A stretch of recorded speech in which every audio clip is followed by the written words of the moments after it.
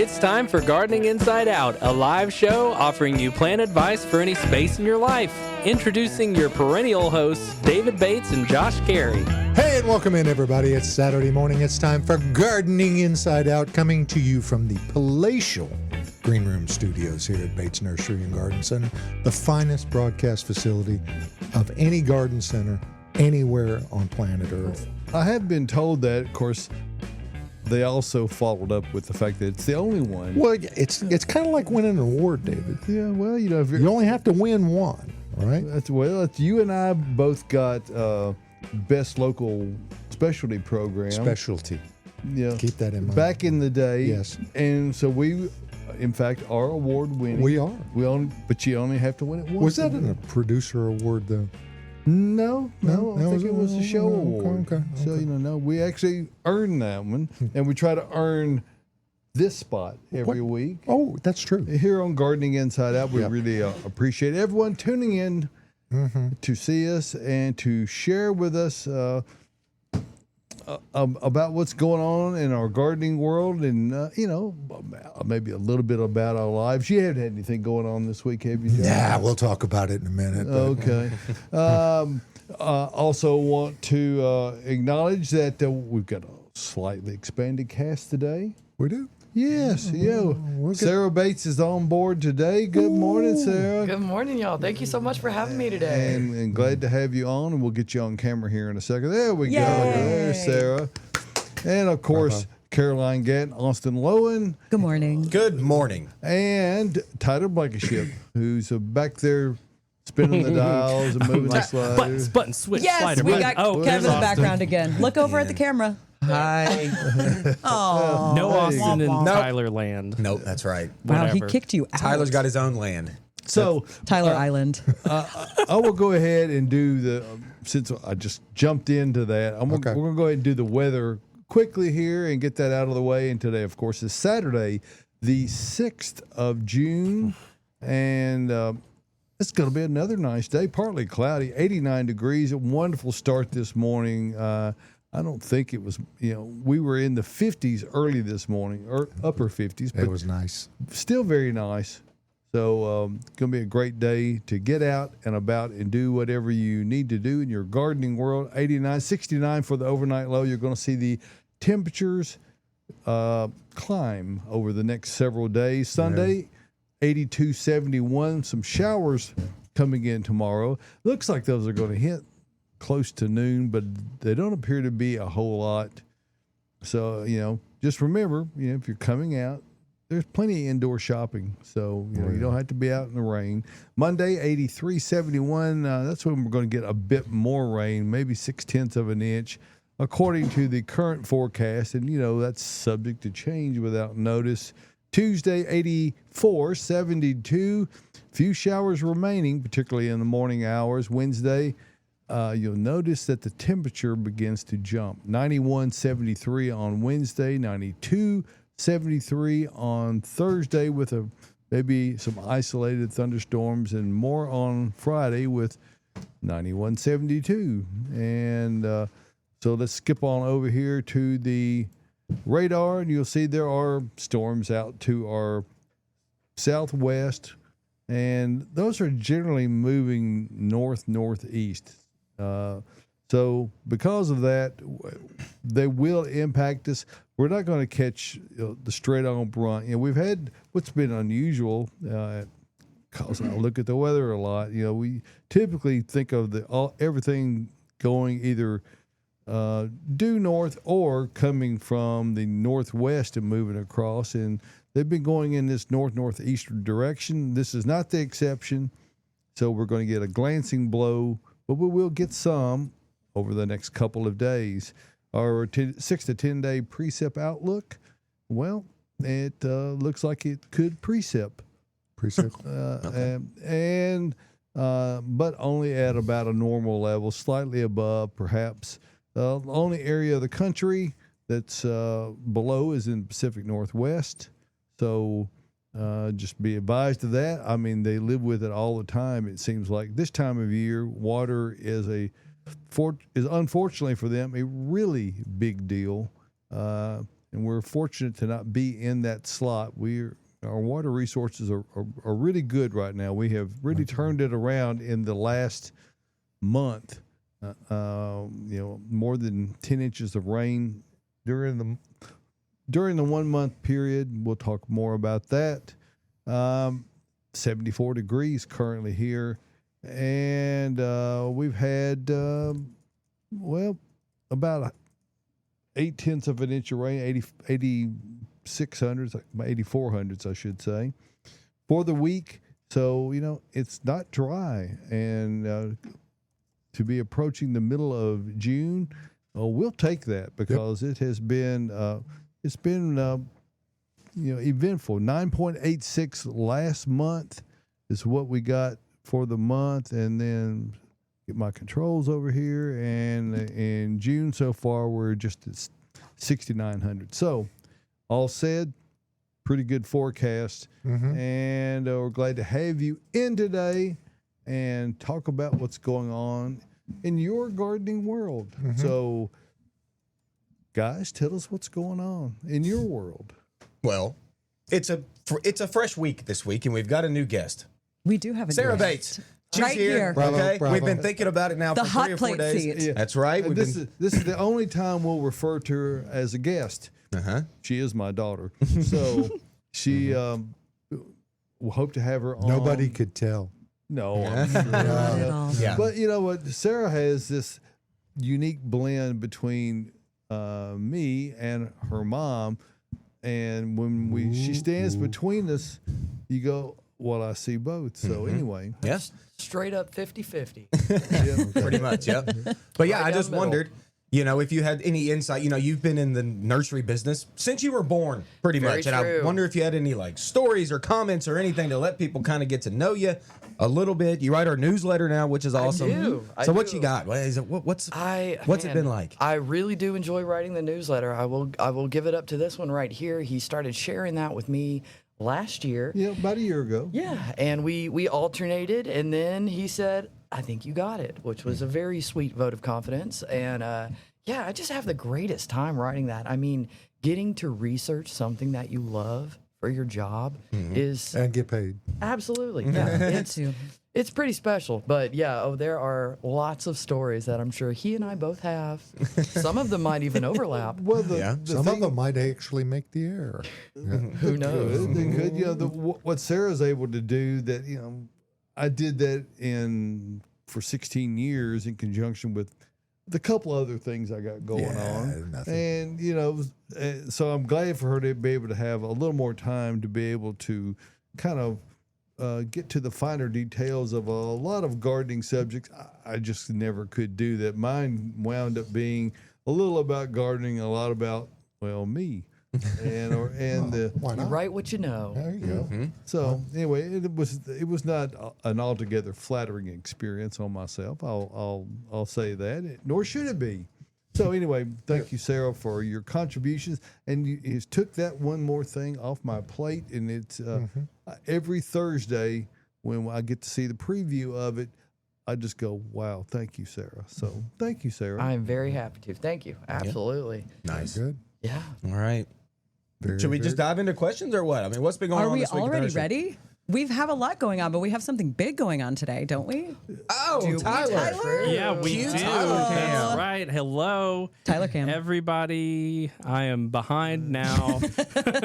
So we have the Southern Living Plant Collection traveling front yard tour. Wow, that's a mouthful. It is a mouthful. And another mouthful is the slate of things that they have, which you're going to be able to, from 10 a.m. until 2 p.m. today at the nursery, you're going to be able to walk up to their booth and ask questions about your landscape, like you do with our landscape specialists here. Maybe even some of our landscape specialists will be making guest appearances in their booth and writing a little prescription card for what you need.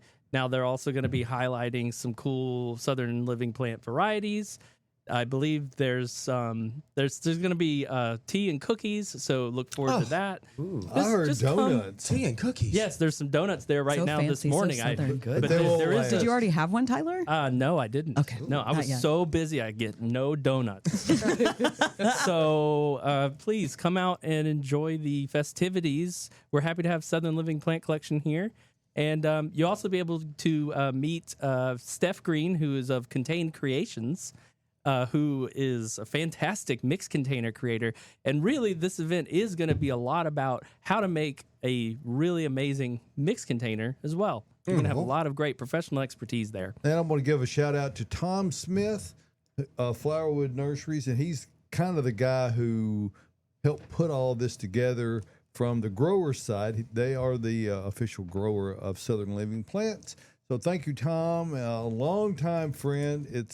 He and I were we weren't lamenting, but we were acknowledging the fact that we've known each other a long time, and we both look like we've known each other a long time. So that's just the way that is. Mm-hmm.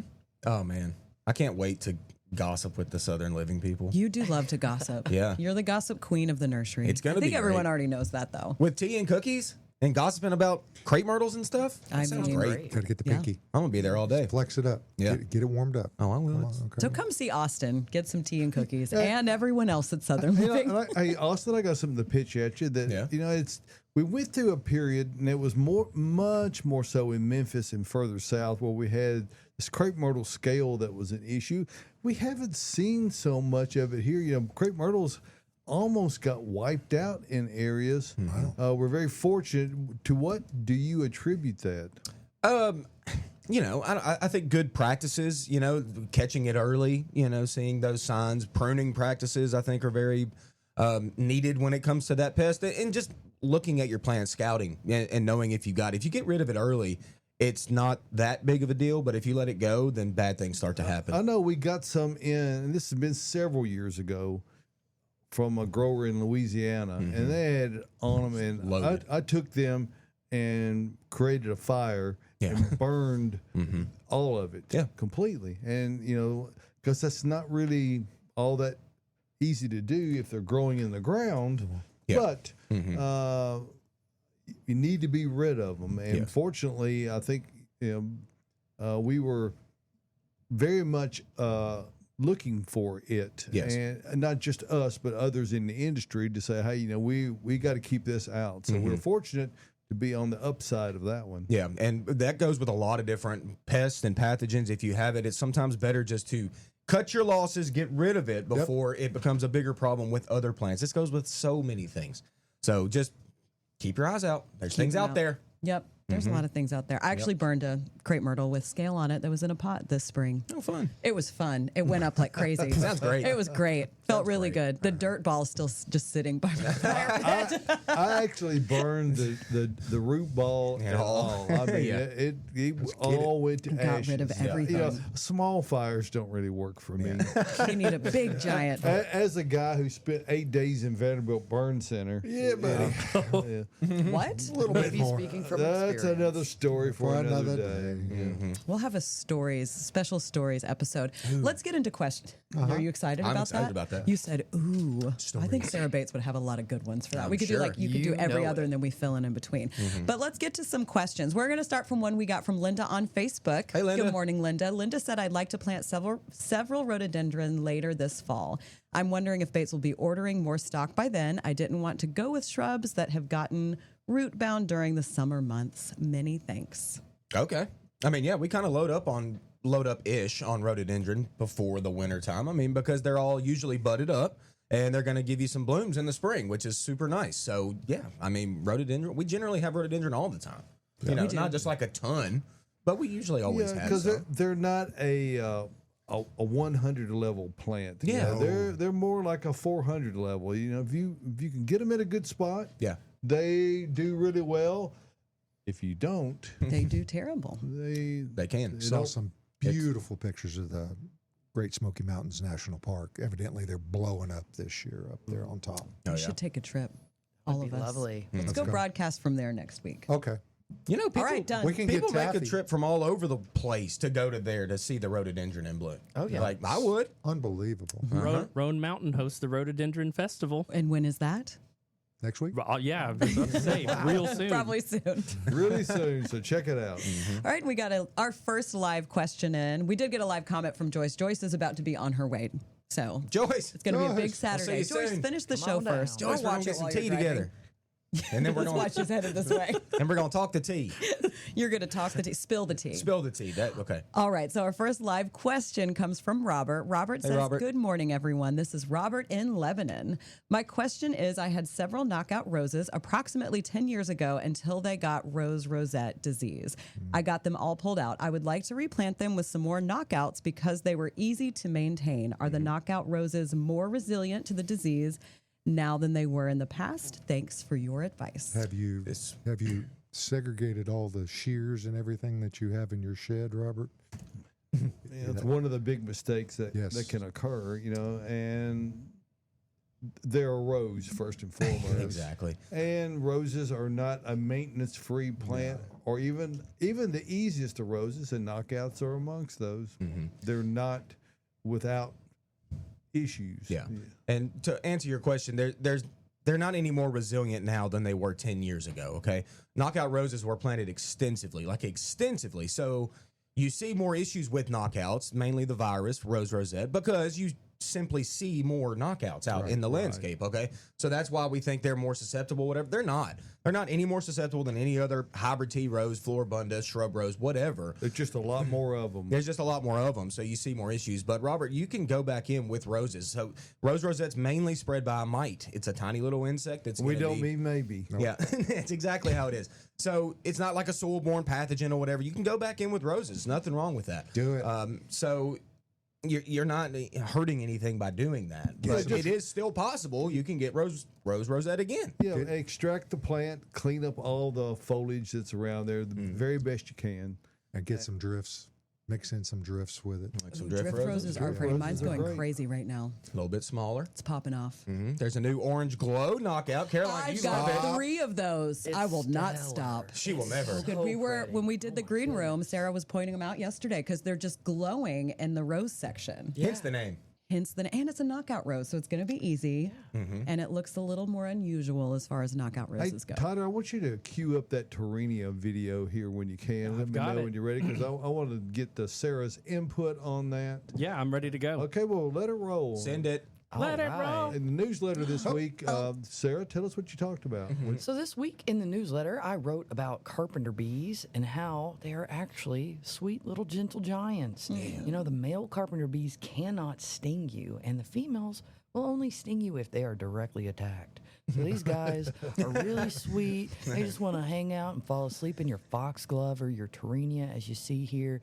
Yesterday when we were watching this, the line that came to my mind is "Bee butts drive me nuts." Yeah. We're making T-shirts. We got it. We got That's such a great T-shirt idea. Yep, we've got 2 Absolutely. big T-shirt ideas coming at you. And I like the other little, because many of us who have homes that have wooden cladding on them, Yes.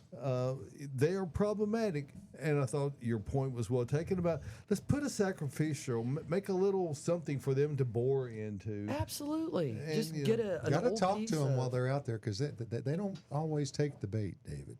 Well, they don't always, but if You you're can get the little hotels and then take them to somewhere else as well, the witness relocation program, because they're very important to the environment as well.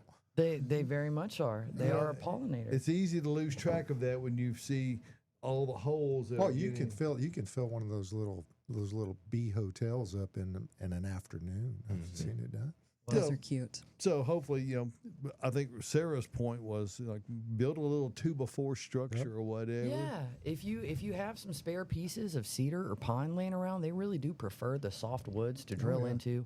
And there's methods that you can take to gently prevent them from enjoying your deck with you by treating it with cedar oil you can make with boiling down peels, or you can get like almond oil and apply that. That should Sorry. really. Wow. It's a doozy. Did you like It was a fun ride. Oh, It's the bee's eye view of Tyler. Hey, there it is.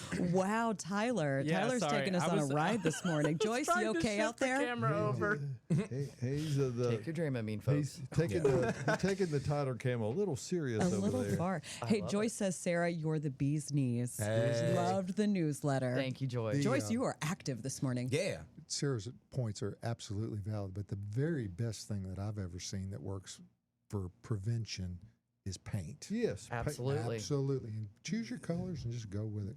Unfortunately, none of these methods will work if it has already been nested in. That's right.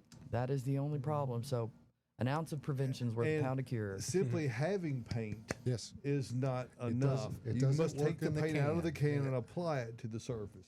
Oh, Get your Tom Sawyer on, people. Yes. It's another Today's it's Tom another Sawyer. little reminder that nature gives us to say, well, you need to take care of this because it needs to be taken care of. But if you were going to take care of a plant, what would be the very first thing that you might Well, consider? what we recommend strongly is Earth Mix Garden product. Oh, wow.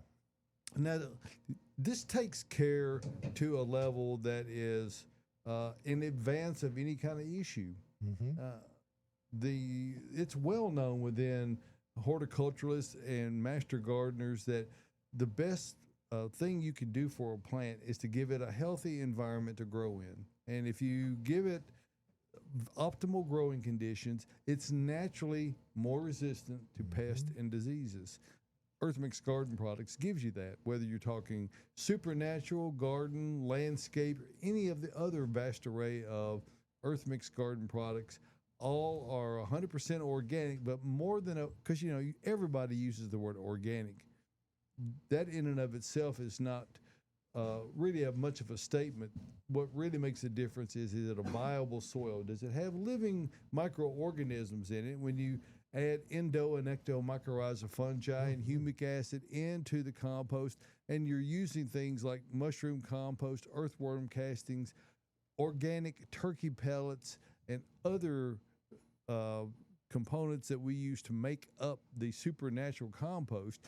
That compost is a product in and of itself, and it's also an input in several other products downstream. So if you want to get the best, most predictable results, we really feel like once you use Earth Mix Garden products, you won't accept anything else. And it's not hard to find.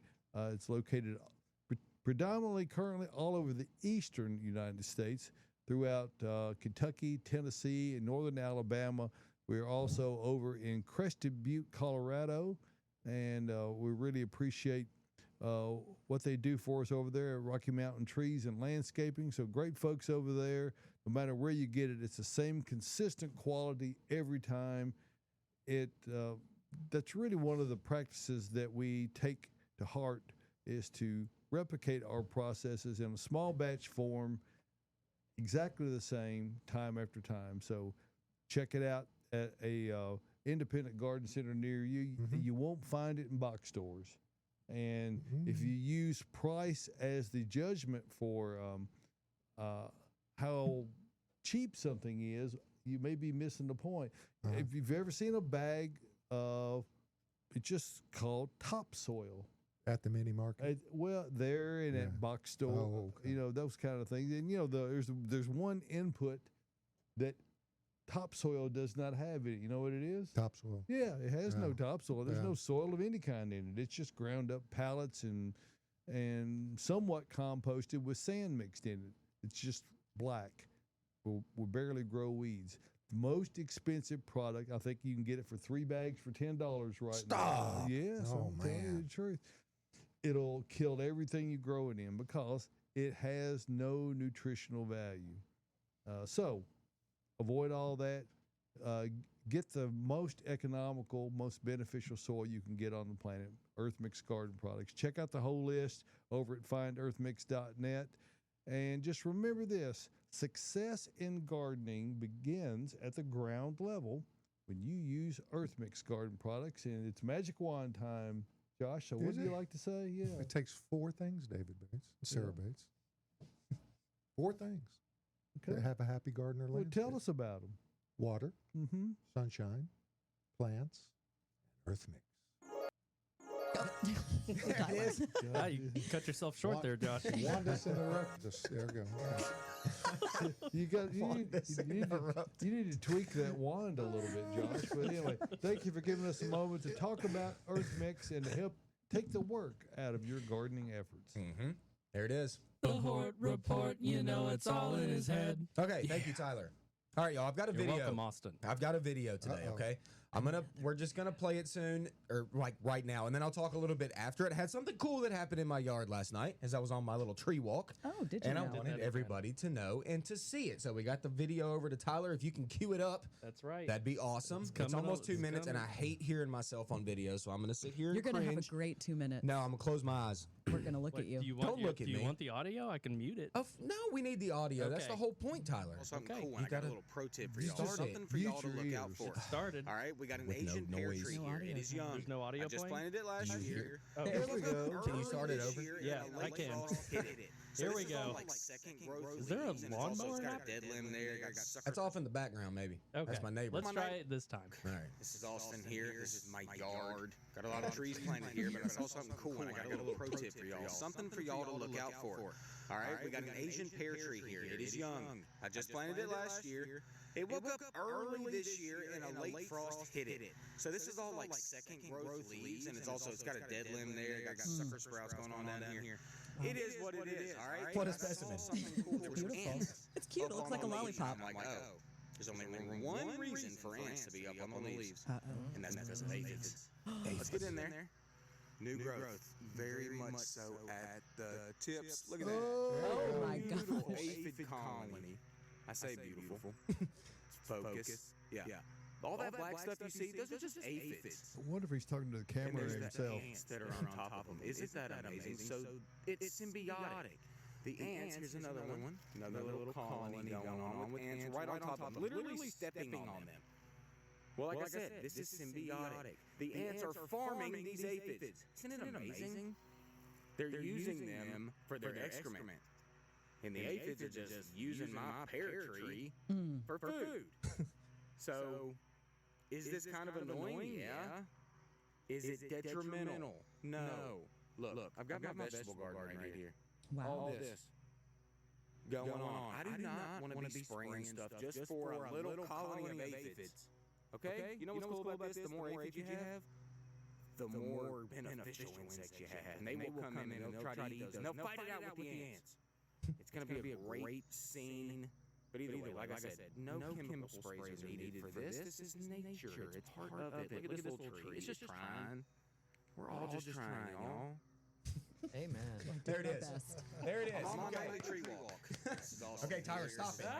Tyler, push I don't know how the to stop Don't it. stop it, Tyler. All right, so I just wanted to kind of change our thinking a little bit about pests. I really want to keep this going.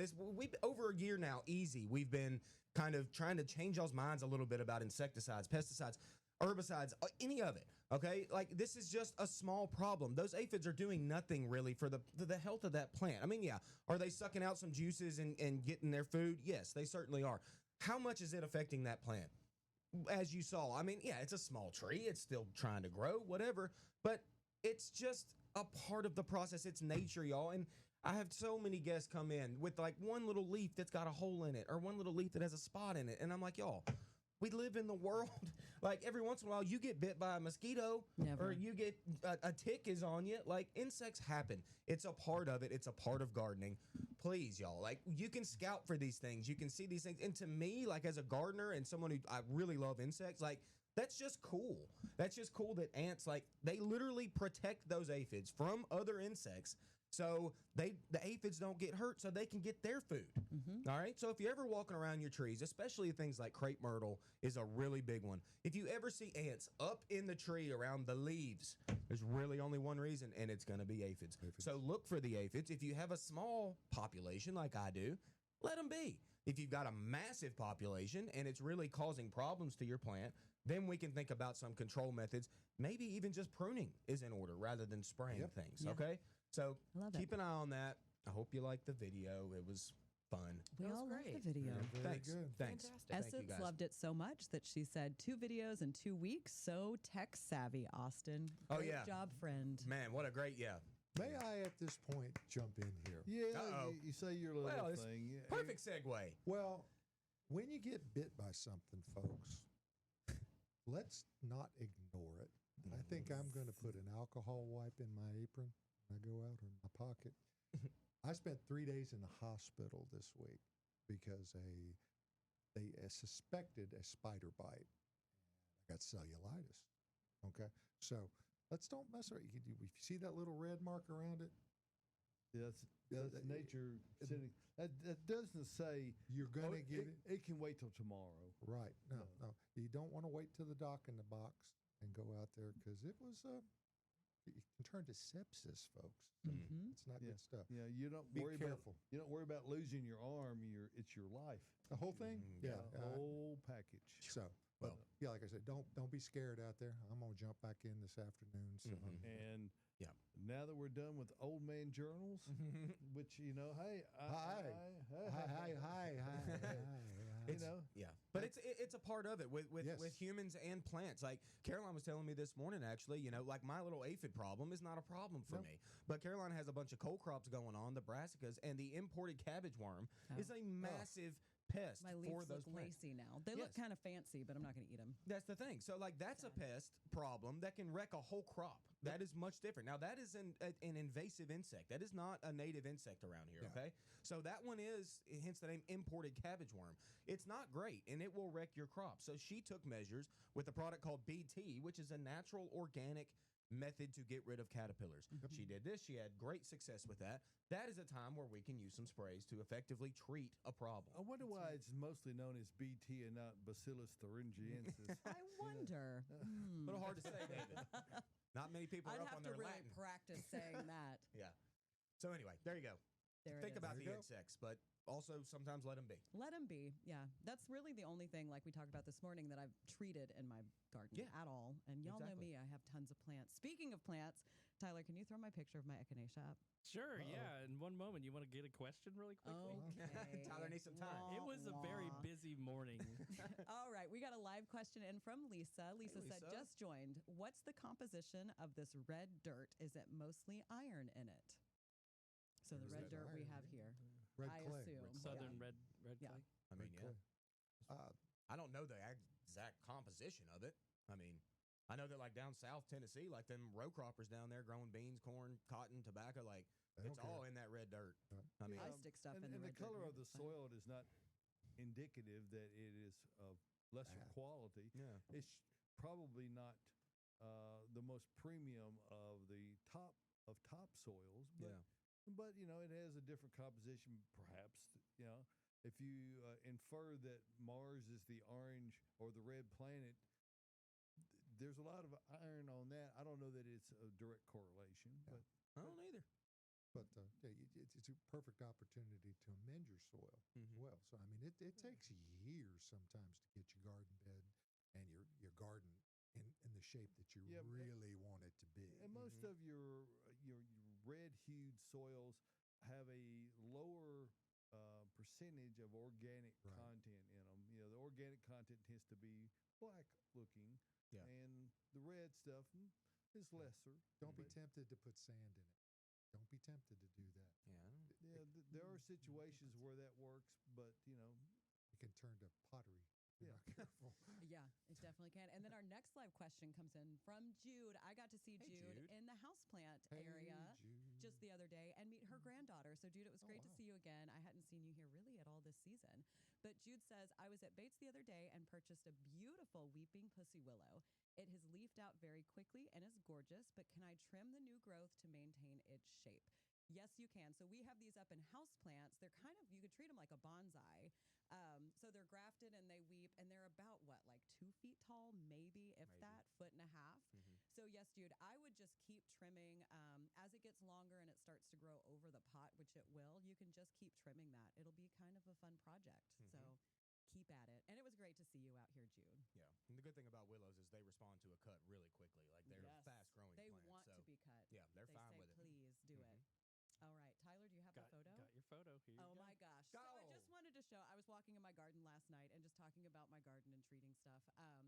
this is just part of it. So on the left is my echinacea. You can see the Husker red. Penstemon is bloomed out but still looking good. And the Tennessee coneflower. Look how tall that is. Look how tall that is. Man. And then on the right is my kind of wild bed. Sunflower, zinnias, dill, and bachelor button. I love it. And some marigolds. What's So- that? What's that pink echinacea on the right there? That's kind of I that don't double. remember what it's called. Caroline. I have so much of it. You mean you don't document all the plants you buy? You don't have your No, I your don't. journal? I don't dear diary my plants. Oh, I thought you did. No. She's a chaos gardener. I'm a chaos gardener. Look how chaotic it is. Actually, it's pretty